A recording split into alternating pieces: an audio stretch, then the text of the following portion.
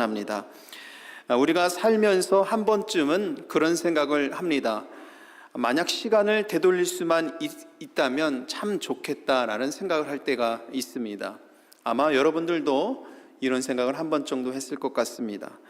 잘못된 판단을 해서 어떠한 큰 낭패를 봤을 때 늘 그것이 상처가 되고 기억에 남아있죠. 가끔 그런 사건이 생각이 날 때면 내가 다시 한번 그 시간으로 돌아간다면 제대로 된 선택을 할 텐데, 이런 생각을 아마 한 번쯤 다 해보셨을 것 같습니다.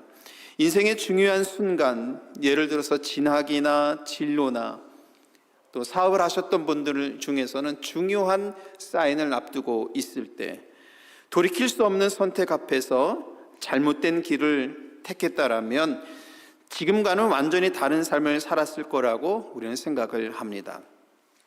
또한 가까운 사람하고 지낼 때 관계가 안 좋아졌을 때 그 사람에게 상처가 되는 말을 했었을 때, 후회로 다가올 때 다시 한번 내가 그 시간으로 돌아가면 그러지는 않았을 텐데 하는 생각을 할 때가 있습니다.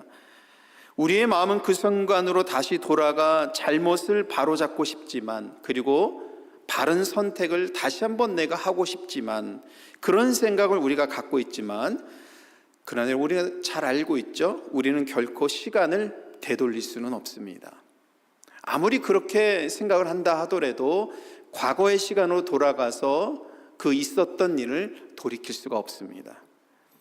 베스트셀러였던 미치 앨범의 모리와 함께한 화요일이라는 작품이 있습니다. 이 작품은 죽음을 앞둔 한 노교수와 제자가 대화를 나눈 내용을 담고 있는데요. 이 소설에서 제자인 미치 앨범은 한때 자신의 꿈이었던 음악가를 포기했던 것을 생각을 합니다. 그리고 그 이후에 자기의 꿈을 포기한 이후에 성공만을 쫓아서 살았던 자기의 인생을 돌아봅니다. 그러면서 그런 예술적인 그런 마음들, 자기가 앞으로 꿈을 꾸면서 이루려고 했었던 것을 생각을 했었지만, 그러지 않은 자기의 모습, 냉소적인 언론이 되어서 살아가는 자기의 모습, 풍요로운 삶을 또 어느 정도의 유명세를 갖고 있으면서 명예를 갖고 있는 지금의 삶을 갖고 있지만 늘 꿈을 포기한 것에 대한 후회로 지금 누릴 수 있는 은혜들을 충분히 누리지 못하는 제자와 교수와 대화를 나누는 이 작품이 여기에 나와 있습니다. 이 책에서 모리 교수는 이런 후회를 하고 있는 제자에게 과거를 후회하는데 에너지를 낭비하지 말라, 이렇게 말을 합니다. 우리들에게도 매우 중요한 말인 것 같습니다. 여러분, 우리가 과거를 생각하면 떠오르는 사건들, 일들 많이 있겠죠. 그러나 우리들에게 무엇보다도 중요한 것은 그 과거에 얽매이지 않는 것입니다. 그것보다 더 중요한 것은 지금 이 자리에서 하나님께서 우리 각자의 삶에 허락하신 은혜대로 그 은혜를 충분히 누리며 살아가는 것, 이것이 우리 모두에게 너무나도 중요한 것 같습니다. 우리는 과거에 했던 실수와 잘못된 판단에 후회하지 말고 지금 하나님께서 허락하신 이 시간을 복되게 사는 것이 필요합니다. 우리는 시간을 되돌릴 수가 없습니다. 우리는 과거로 돌아갈 수가 없습니다. 우리는 과거의 사건이 계속해서 얽매여서 거기에 갖고 있었던 상처와 아픔을 가지고 살아갈 수가 없습니다. 하나님은 우리가 잃어버린 시간을 회복하실 수 있는 분입니다. 그래서 과거에 얽매인 삶이 아니라 지금 여기에서 충만한 삶을 살도록 하나님께서는 인도해 주십니다. 여러분, 이것이 요엘 선지자를 통해서 주시는 하나님의 약속이고, 오늘 함께 읽은 이 본문을 통해서 현재를, 그리고 하나님께서 장차 채워주시고 인도해 주실 앞으로의 삶에 대해서 기대하며 꿈을 꾸며 기도하며 희망찬 삶을 살아갈 수 있도록 말씀을 주신 그 말씀이 오늘 본문의 말씀입니다. 하나님은 요엘을 통해서 불가능해 보이는 약속을 주세요. 오늘 25절 말씀에 나와 있습니다. 이렇게 되어 있어요. 내가 전에 너희에게 보낸 큰 군대, 곧 메뚜기와 느치와 황충과 파충이가 먹은 횟수대로 너희에게 갚아주리라. 여기 나옵니다. 오늘 이 말씀을 함께 읽으려면 요엘서 앞에 나와 있는 말씀들도 함께 우리가 봐야 합니다만, 여러분 그런 생각이 듭니다.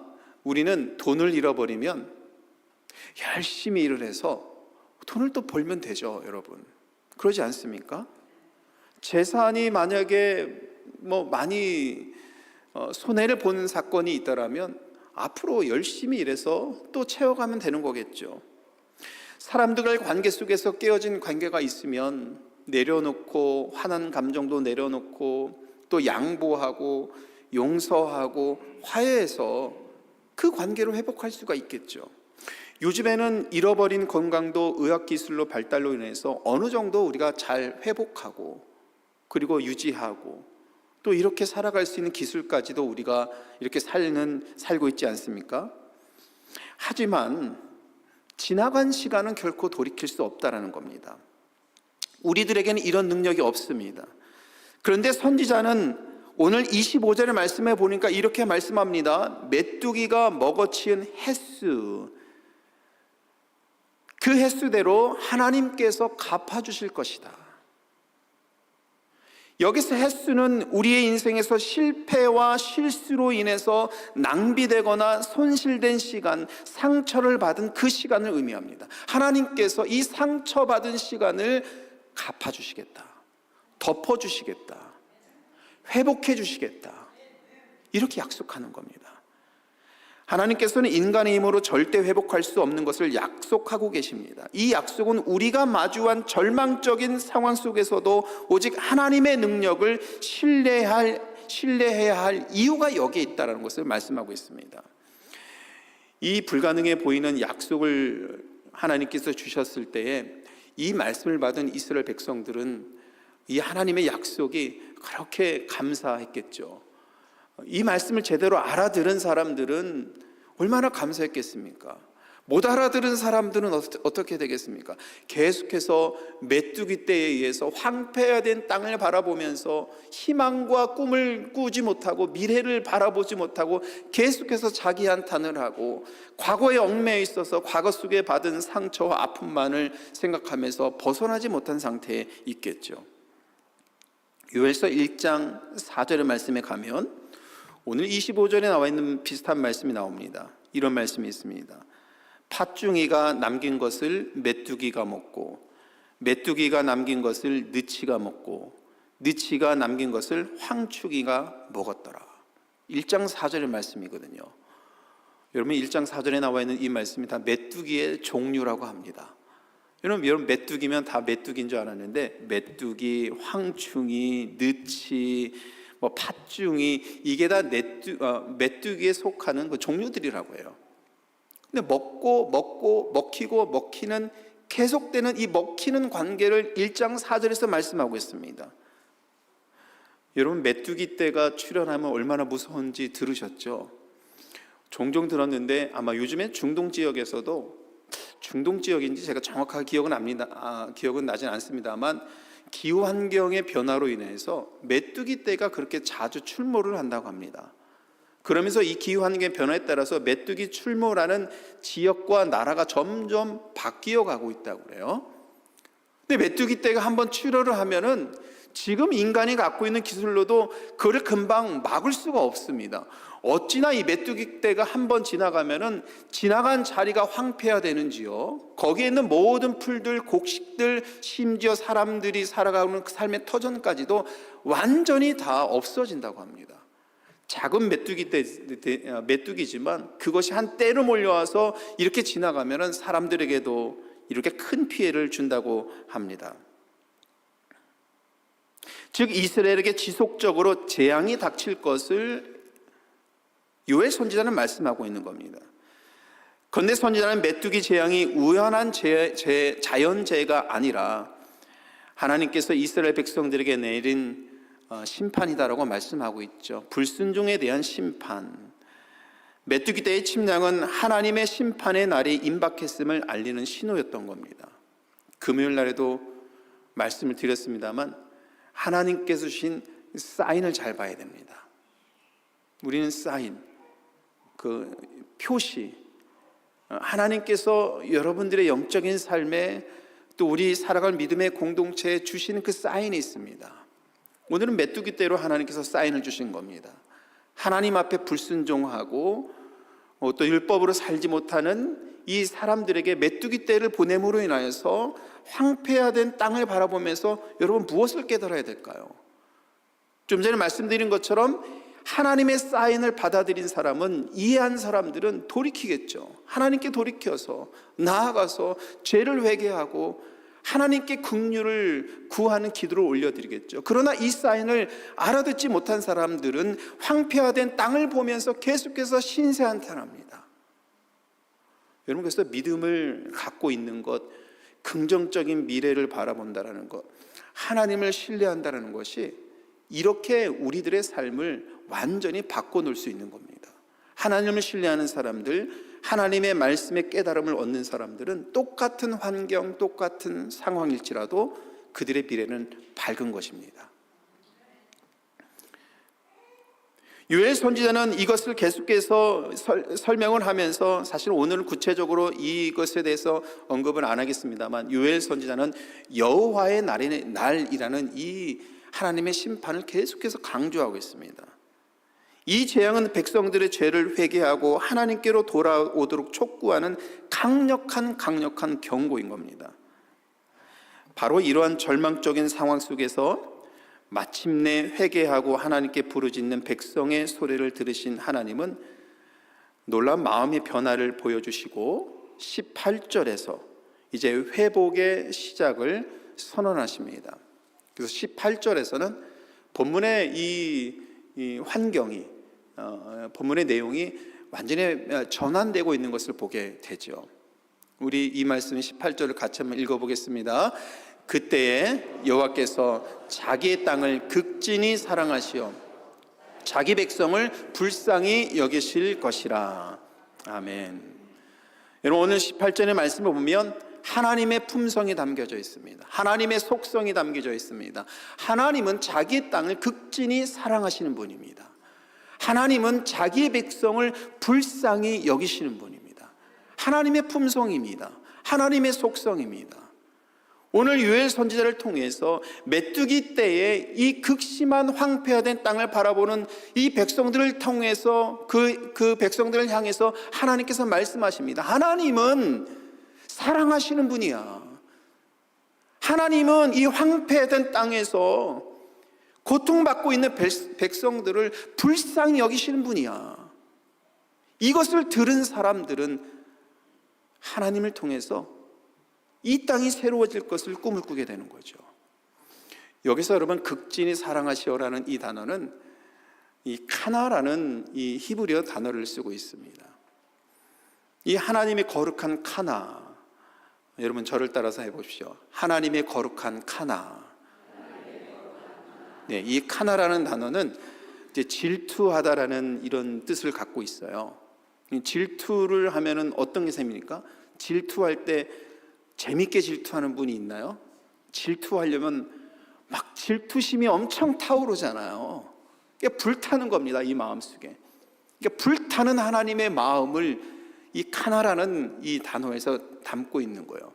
근데 우리가 잘 아는 출애굽기 20장 5절의 말씀 속에서 이런 말씀이 있어요. 내 하나님 여호와는 질투하시는 하나님이다. 이때 쓴 이 질투라는 단어와 오늘 본문 속에 나오는 극진히 사랑하시는 단어가 같은 단어를 쓰고 있습니다. 그러니까 어떻게 번역하는가에 따라서 우리가 한국말로 이해하는 정도가 다른데요. 하나님의 이런 카나라는 이 단어는 사실은 인간적인 질투는 시기하는 거잖아요. 부정적인 의미로 사용하지 않습니까? 그러나 하나님의 질투는 극진히 사랑하시는, 자기의 백성들을 불타는 마음으로 사랑하시는 그 마음을 표현하고 있는 겁니다. 이것은 부모가 위험에 노출된 자식을 보았을 때 갖는 마음입니다. 여러분들의 자식들이 위험한 상황에 처했을 때, 오늘 이제 3주 된 베이비가 왔는데, 우리 3주 된 베이비가 위험에 처했을 때 엄마가 가만히 있나요? 안 그러잖아요. 여러분들도 자식을 키우실 때 부모님과의 관계 속에서 아주 가까운 사람들의 위험한 상황을 처했을 때 여러분 어떻게 합니까? 보호하려는 본능이 생기잖아요. 우리의 본능이 거기에 있습니다. 하나님의 마음이라는 겁니다. 카나라는 것은 자기의 백성들을 향한 하나님의 이 본질적인 마음을 표현하고 있는 겁니다. 하나님께서는 당신의 소유인 땅이 황폐해지고 당신의 백성이 수치를 당하는 것을 더는 누구로 볼 수가 없었던 겁니다. 이 하나님의 거룩한 질투와 사랑이 이스라엘의 회복이 동기가 된 것입니다. 그래서 하나님은 이스라엘이 잃어버린 시간을 풍요로 회복하시겠다고 약속하십니다. 오늘 본문의 말씀을 이어서 볼까요? 하나님께서 황폐된 땅을 어떻게 회복하셨는가? 19절, 20절, 24절에 나와 있습니다. 황폐된 땅에서 곡식과 새 포도주와 기름을 주려라고 말씀하십니다. 풍성한 하나님의 은혜로 회복해 하신다고 약속을 주십니다. 메뚜기 떼를 몰아내시고 황폐했던 땅은 풍요로운 초원이 될 것이라고 약속하십니다. 하나님의 회복입니다. 하나님의 보호 본능이, 보호하시는 그 마음이 작동이 되고 그 마음이 백성들을 향하면 황폐됐던 땅이 풍요로운 초원으로 바뀌는 겁니다. 마당에는 밀이 가득하고 독에는 새 포도주와 기름이 넘칠 것이라고 오늘 약속해 주십니다. 하나님의 카나가 이스라엘 백성들 이렇게 살리시고 세우시는 놀라운 은혜 역사로 일어나고 있는 것이죠. 여러분, 오늘 간절히 소원합니다. 오늘 하나님께서 유회를 통해서 하나님의 카나가 이스라엘 백성들을 살리시기를 약속하신 이 풍성하신 은혜가 여러분들의 삶도 풍성하게 채우시기를 주님의 이름으로 간절히 축복합니다. 그러면 이 약속이 2000년 이스라엘 백성들, 2000년 전에 이스라엘 백성들에게만 행한 것인가? 아니죠. 오늘 우리들의 삶 속에 어떻게 이 말씀이 풍성한 은혜로 채워질지 생각을 해 보았습니다. 오늘 우리 삶에서 메뚜기가 먹은 횟수는 무엇을 의미할까? 표준세 번역에 성경을 번역한 것을 찾아보니까 이렇게 번역되어 있습니다. 여러 해에 받은 손해라고 이렇게 번역을 했습니다.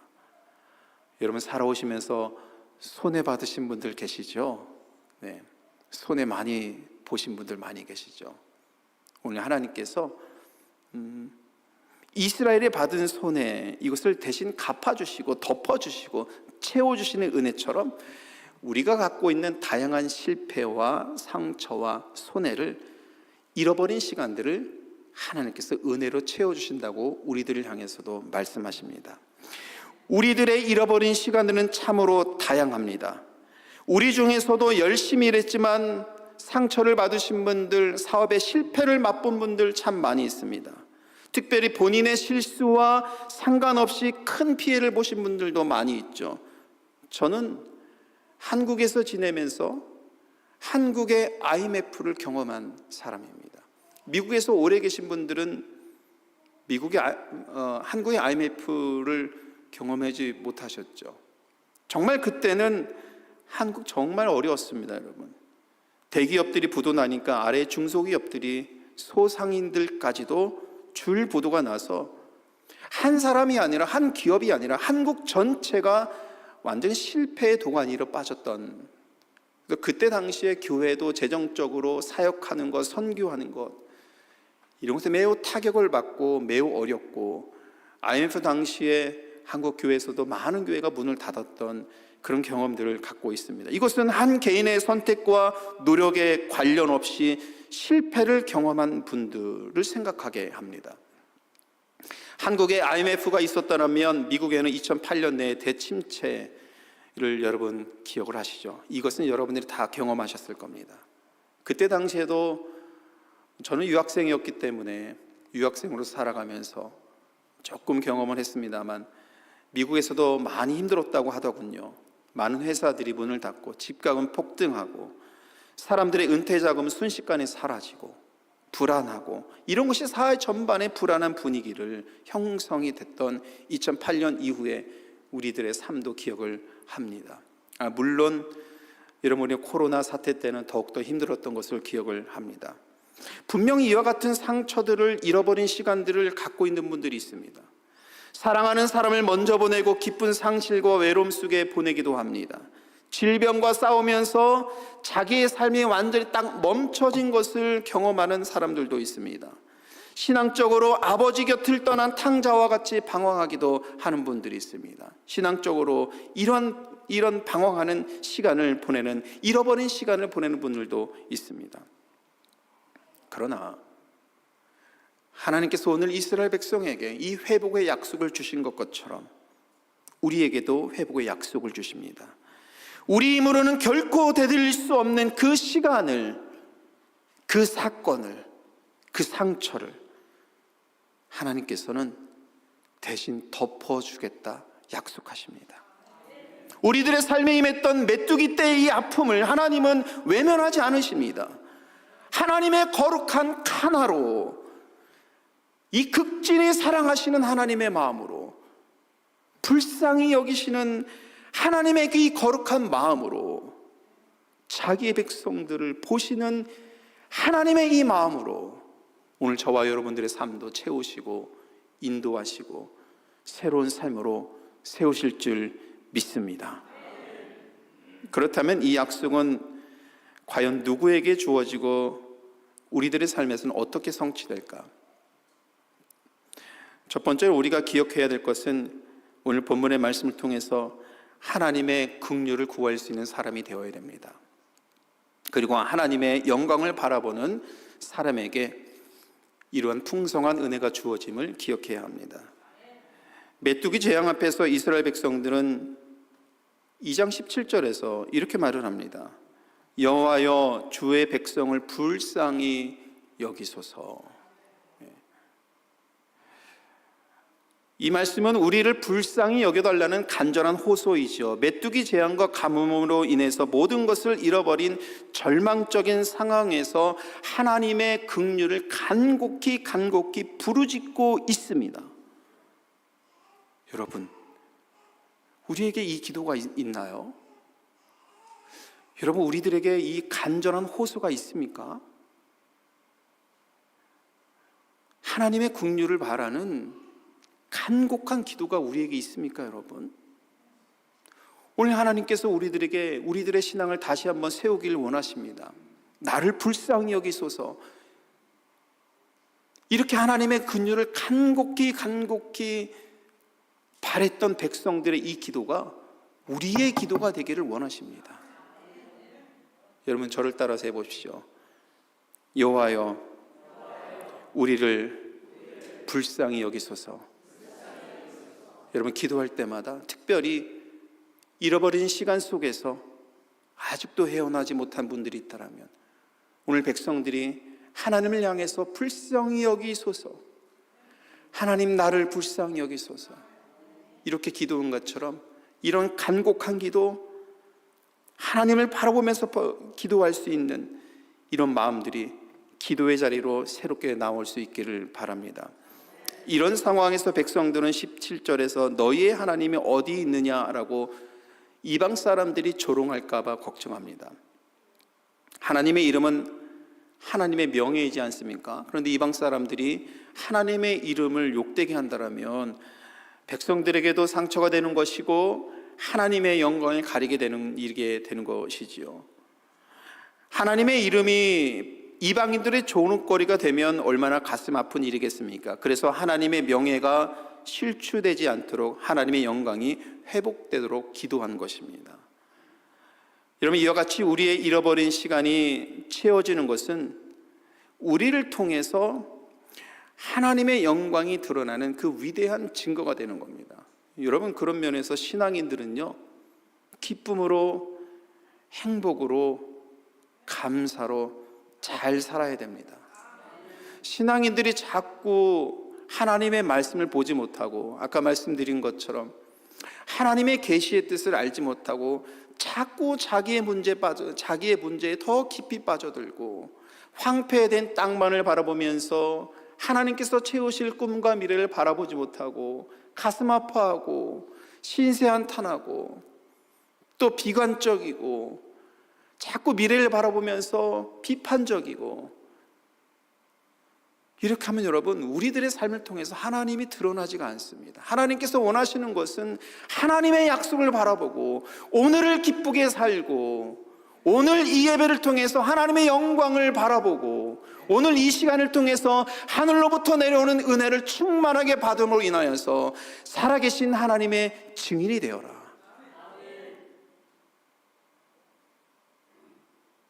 이것이 하나님의 약속이 성취된 삶을 누리는 여러분 복된 삶인 줄 믿습니다.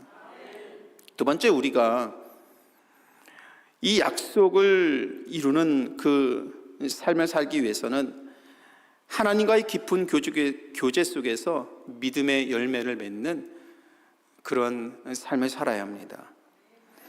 하나님께서는 과거로 돌아가는 대신에 장차 채워질 이 풍성한 삶, 그 삶으로 우리를 회복해 주시거든요.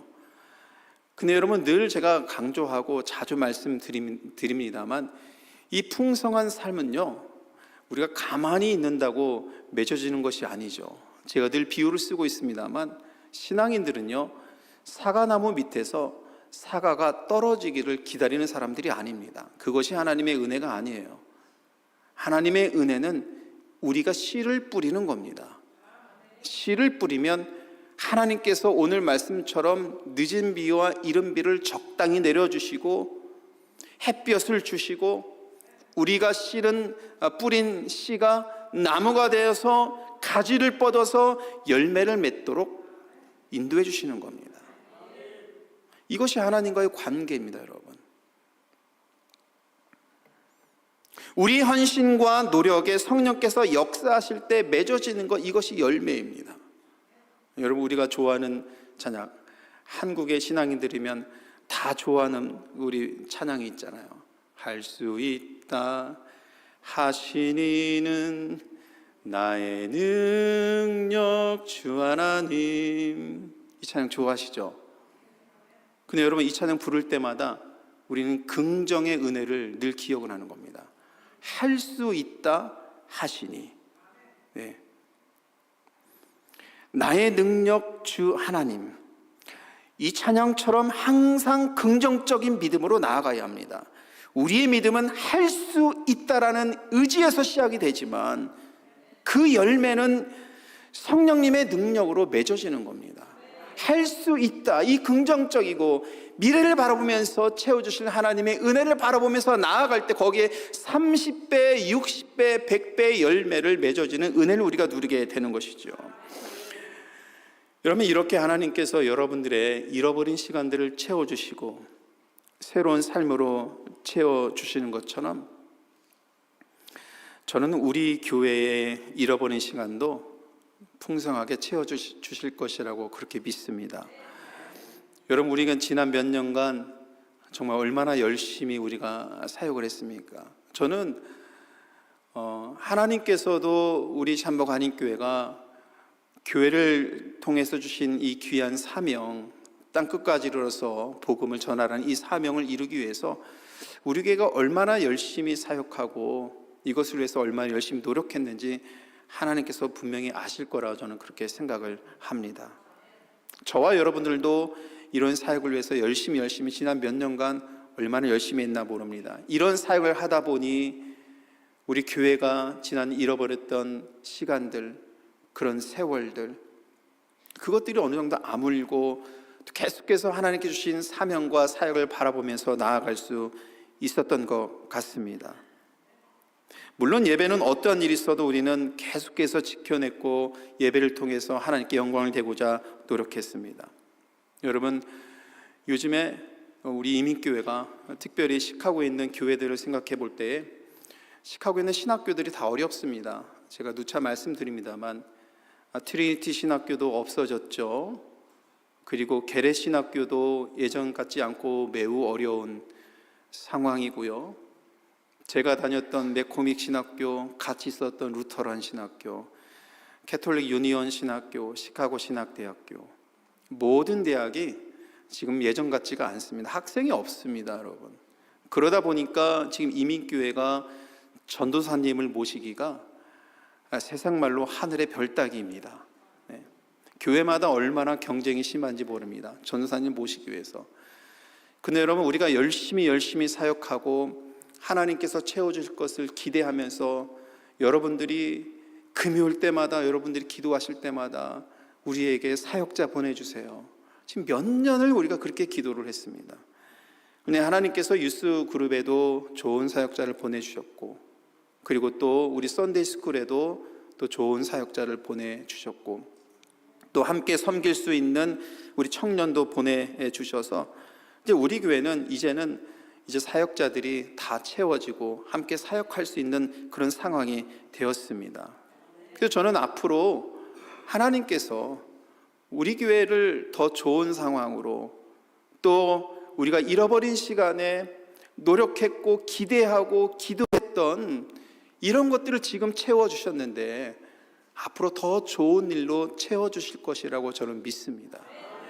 이런 것을 위해서 우리 샴바고 한인교회는 더욱더 함께 기도하고 분열된 마음이 아니라 한 마음으로 기도하고, 우리 이민교회가 펼쳐진 상황이 그렇게 녹록지가 않잖아요. 그러나 채워주실 풍성한 은혜를 기대를 해야 되는 겁니다. 우리가 할 수 있다 하신 줄을 외치면서 사역할 때, 그런 마음으로 사역하고 우리가 모이고 믿음의 공동체를 이루어갈 때 우리 하나님께서는 30배, 60배, 100배 열매를 우리 교회를 통해서 맺어 주실 겁니다. 여러분, 저는 요즘에 기도합니다. 우리 교회에 더 젊은 리더십이 세워질 수 있도록 기도합니다. 여러분께서도 함께 기도해 주셨으면 좋겠습니다. 저는 요즘에 기도합니다. 내년에 새롭게 세워질 재직들을 위해서 기도하고 있습니다.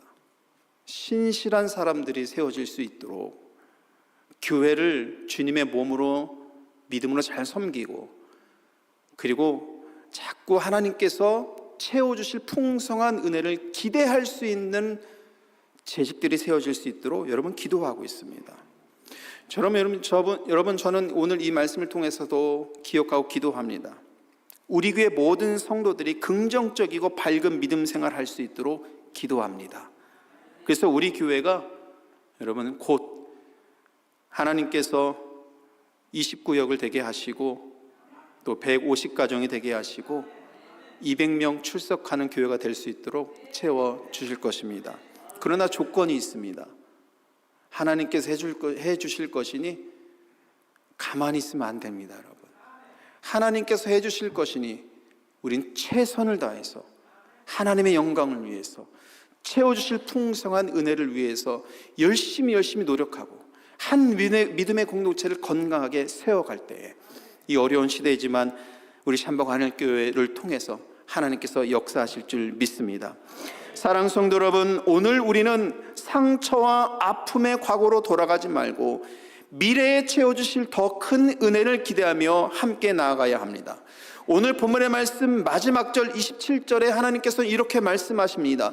내 백성이 영원히 수치를 당하지 아니하리라. 이 약속을 주셨습니다. 이 믿음으로 나아가는 저와 여러분들에게 이 약속이 성취될 줄 믿습니다. 이 믿음으로 나아가는 저와 여러분들이 모인 이 믿음의 공동체에 다시는 이러한 상처가 수치가 없는 하나님의 풍성한 은혜가 우리 가운데 이루어질 줄 믿습니다.